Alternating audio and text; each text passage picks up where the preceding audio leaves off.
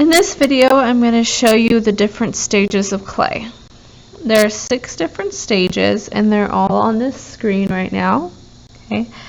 It's important that you know the different stages of clay when you're working with it, because if you don't, there is potential that you will mess up your ceramic sculpture. Okay. So the first stage of clay is called slip. Okay, we use slip to attach things. You can use slip to smooth clay out.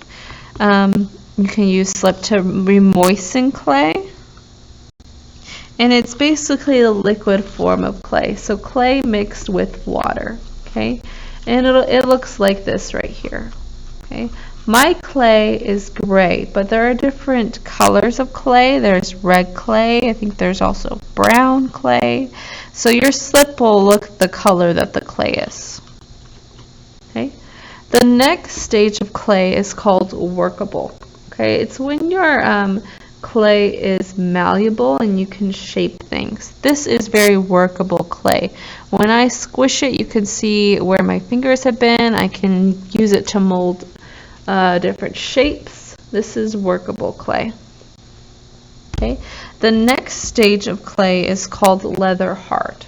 Okay, the reason why it's called leather hard is because it feels like leather. Okay, your clay has started to dry. Right now it is pretty stiff. Okay, that means that this piece of clay will not bend very well, and if I tried to bend this right now, it would snap in half. Okay, it's pretty rigid. If I was using a piece of workable clay and I held it up in the same way, and I'm going to show you right now that I was holding that one, this clay droops. Okay, leather hard clay will not do that. It lays flat. This is good for, like, if you're making like a box, you want to use leather hard clay when you're building the walls. The stage after leather hard is called bone dry. This is a bone dry piece of clay. Your clay has completely dried out. You cannot attach anything at this point, because if I tried to attach it right now, it would just fall off later. Okay, I use bone dry clay to make slip.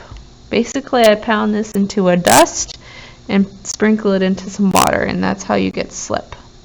If your sculpture became bone dry before you won it, like say you were working on it on Monday and you didn't get back to it until Friday and it was completely bone dry because you forgot to cover it, the way to get it back to where you want it is basically douse it with tons of water.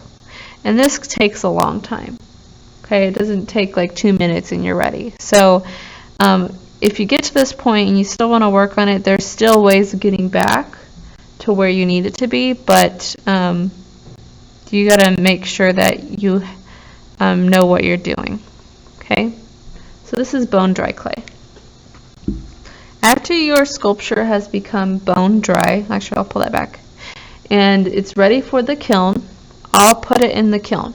Okay, when it comes out of the kiln, and the kiln is basically a big oven for clay, it gets really hot, and when your clay comes out, it'll look like this. It'll turn this shade of white, and that's just because I have white clay. Again, there are different colors of clay, so this could be red if I have red clay, it could be brown if I have brown clay, but I have white clay.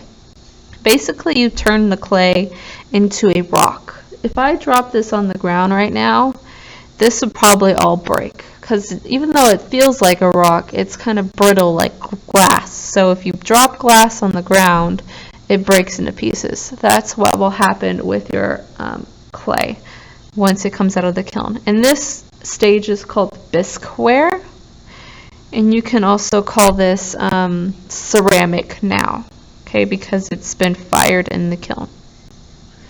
After you have your piece out and you want to color it, you'll put this substance on it called glaze.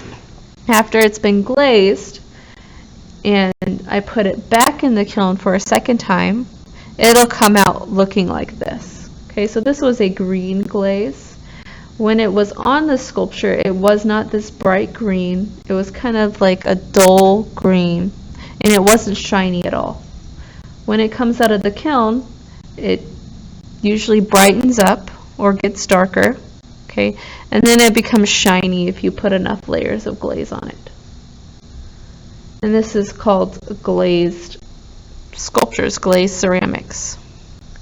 If you're making a mug or something that you're going to eat or drink off of, you need to glaze your sculpture or your piece.